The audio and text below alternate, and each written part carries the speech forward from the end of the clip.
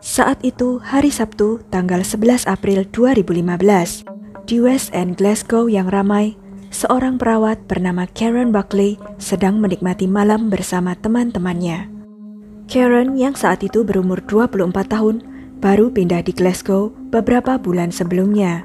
Saat malam hampir berakhir, mereka melanjutkan ke klub malam Sanctuary di Dumbarton Road, Partick dan tiba pukul 11:45. Sekitar pukul 1 dini hari, Karen meninggalkan klub malam sendirian dan mulai berbicara dengan seorang pria muda yang ia temui di jalan. Untuk alasan yang tidak diketahui, mereka berjalan ke mobilnya di Church Street terdekat dan pergi bersama. Itu terakhir kali Karen terlihat hidup.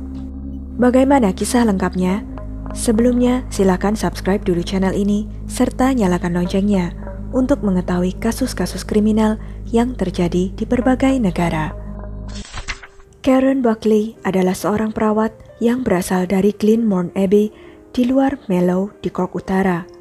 Ia baru saja meninggalkan pekerjaannya di Rumah Sakit Essex dan pindah ke Glasgow, Skotlandia pada bulan Januari 2015 untuk melanjutkan sekolah demi mendapatkan gelar master dalam terapi kesehatan di Universitas Glasgow, Caledonian. Karen digambarkan sebagai wanita yang ramah, yang hidupnya berputar sekitar keluarga dan teman-temannya. Keesokan harinya, tanggal 12 April 2015, teman-temannya yang khawatir melaporkan ia hilang dan dilakukan operasi pencarian besar-besaran oleh polisi.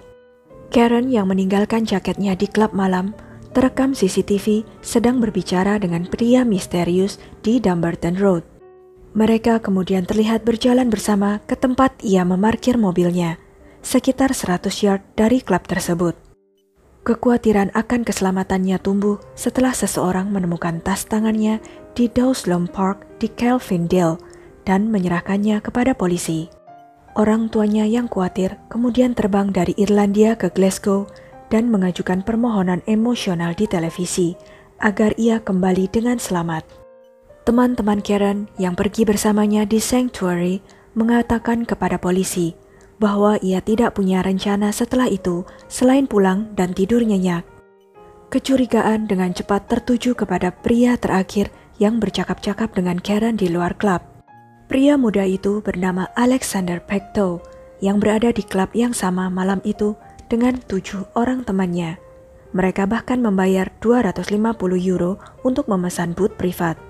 Setelah penampakan terakhir Karen, rekaman CCTV menunjukkan Ford Focus abu-abu milik Alexander melaju di sepanjang Dumbarton Road sekitar pukul 1 pagi, kemudian berbelok ke kiri menuju Kelvin Way dan muncul kembali di ujung lainnya 12 menit kemudian. Sebanyak 1.900 jam rekaman CCTV ditinjau oleh petugas polisi dalam upaya mencari bukti untuk dapat menangkapnya.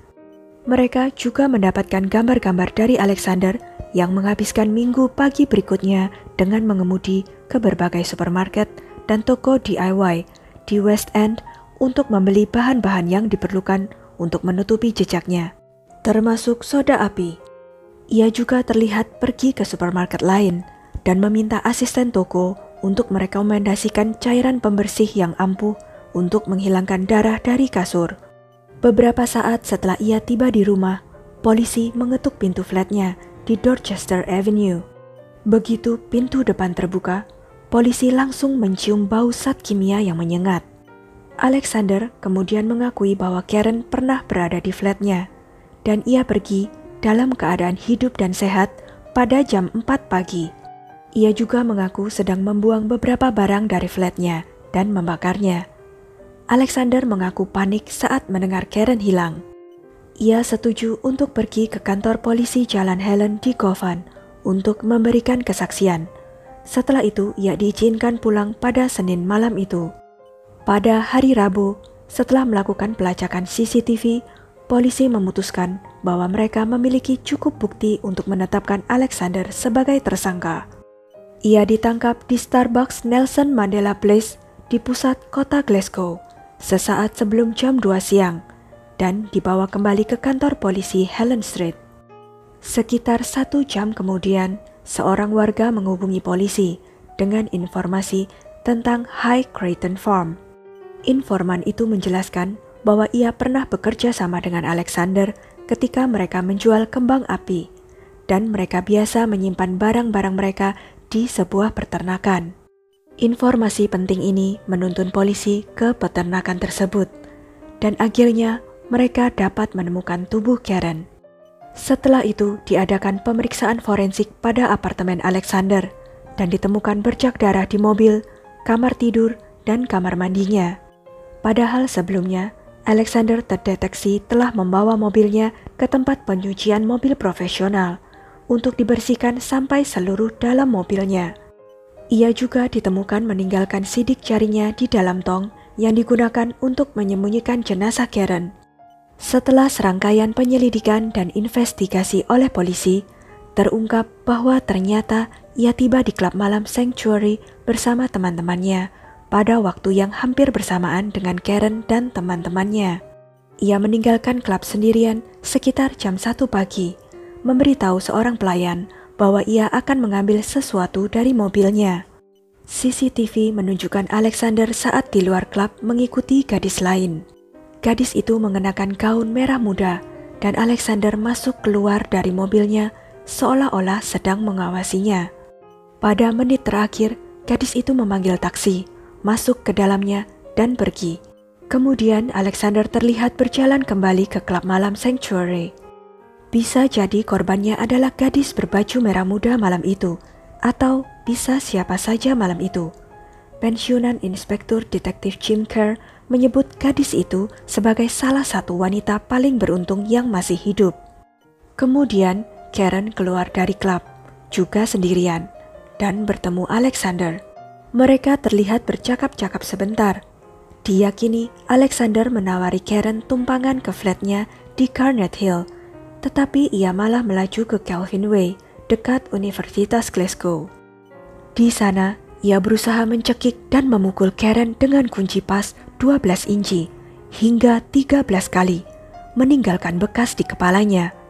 Ia mematahkan tengkoraknya dan menyebabkan pendarahan hebat di otaknya.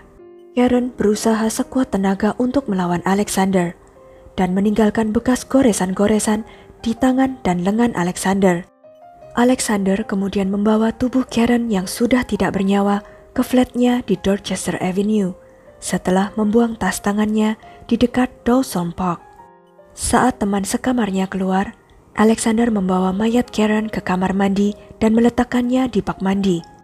Ia merendam tubuh Karen dalam soda api untuk mencoba melelehkannya dan kemudian berusaha membersihkan flatnya. Teman sekamarnya akan kembali ke rumah dan ia terpaksa menguras bak mandi dan membungkus tubuh Karen dengan selimut semalaman. Setelah itu, Alexander pergi ke Fort and Clyde Canal dan melemparkan kunci pas yang berlumuran darah ke dalam air.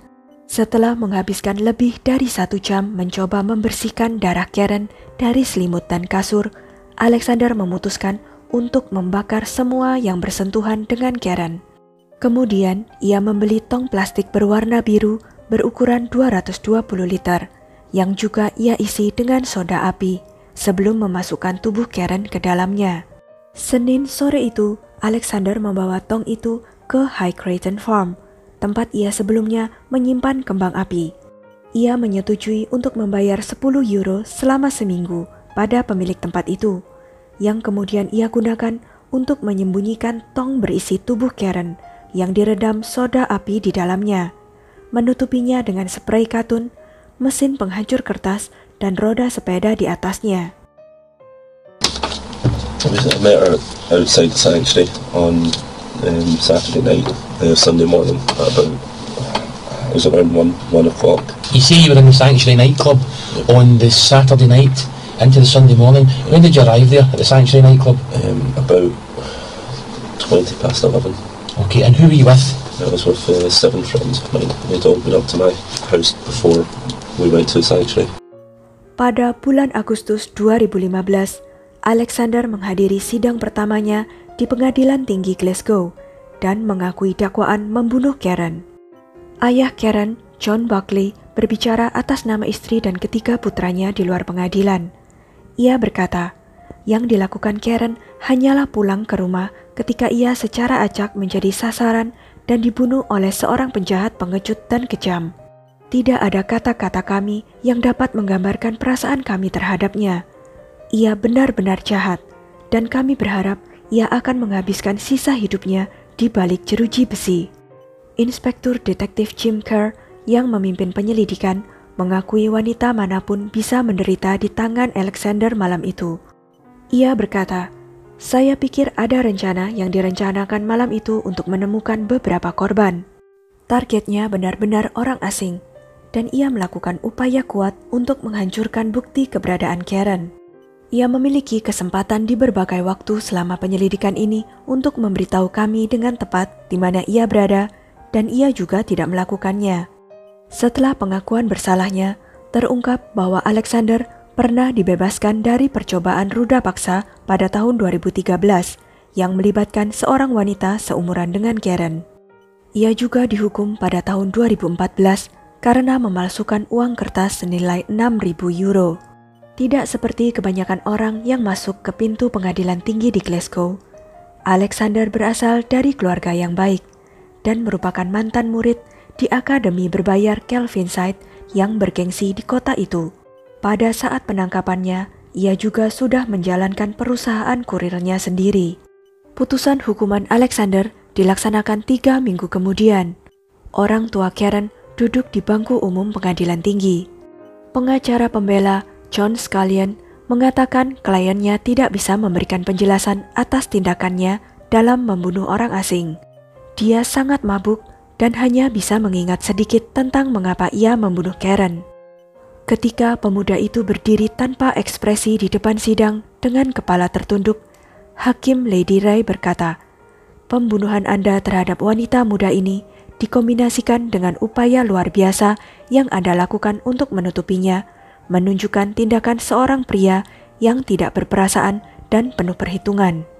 Hakim menggambarkan kasus itu sebagai mengejutkan dan mengganggu, dan mengatakan ia merasa sangat sulit untuk menemukan kata-kata untuk menggambarkan apa yang ia lakukan terhadap Karen.